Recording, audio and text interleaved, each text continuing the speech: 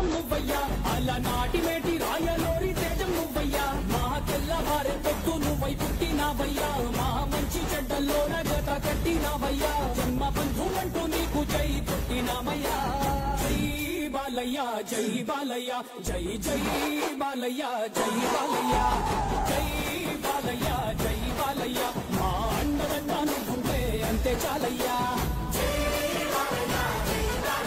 జై బాలయ్య జై జై బాలయ్య జై బాలయ్య జై బాలయ్య జై బాలయ్య మా అండదండ నువ్వుంటే అంతే చాలయ్యా. అందరికి నమస్కారం.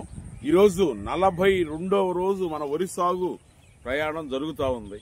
ఇకపోతే పైరంతా బాగా పచ్చబడిపోతుంది. అటా వాతావరణం మొన్న మొగలసీలు కారితే వచ్చేసి ఒక వాతావరణం కూడా కూల్గా రావడం జరిగింది. ఇకనంతా బాగుంటుంది. ఎండలు తగ్గి ఒక వర్షాలు కాలం మొదలవుతాయి కాబట్టి సరే మనం ఏదో ఒక విషయాన్ని గురించి మాట్లాడుకుంటా ఉన్నాం. ముఖ్యంగాను ఈరోజు ఇంకో ముఖ్యమైన విశేషం ఏంటంటే ఈయన సినిమా హీరో నందమూరి బాలకృష్ణ వాళ్ళ ఆయన జన్మదినం ఈరోజు. ఎందుకు ఈ పొలాలలో పచ్చని పొలాల్లో సినిమాలు రాజకీయాలు మాట్లాడుతూ అనుకోవచ్చు. ఆదర్శమైన వ్యక్తులు మనం అనుకోవాలి.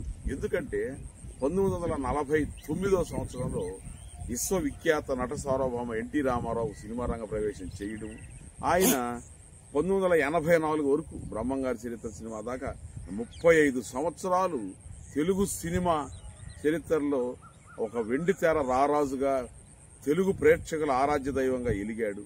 తరువాత బాలకృష్ణ 1984లో ఆయన హీరోగా ప్రవేశం చేసి అంతకుముందే 10 ఏళ్ల కింద ఉన్నాడు. ఆయన మొత్తం 50 ఏళ్ళు అయింది. అయినా మన హీరోగా చెప్పుకోవాల్సి వస్తే 1984 నుంచి ఇప్పుడు 2025 41 సంవత్సరాలు ఈయనగాడ హీరోగా ఉండడం.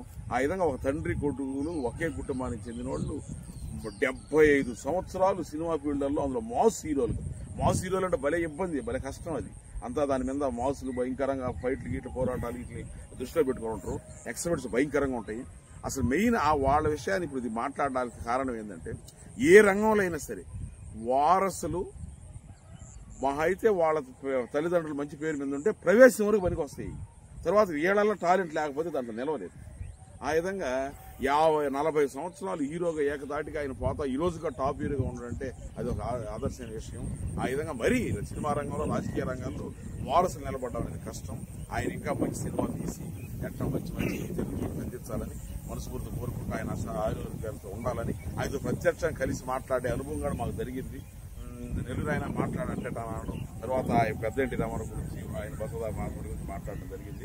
65 ఏళ్ళు వయసులో కూడా ఆయన అద్భుతంగా ఎమ్మెల్యేగా, ఇటా బసవదార హాస్పిటల్ చైర్మన్గా, ఇటా టాప్ హీరోగా సిటీ వన్లు అనస్టాబులు ఈ విధంగా చేసుకుంటూ ముందుకు పోతా ఉన్నారు.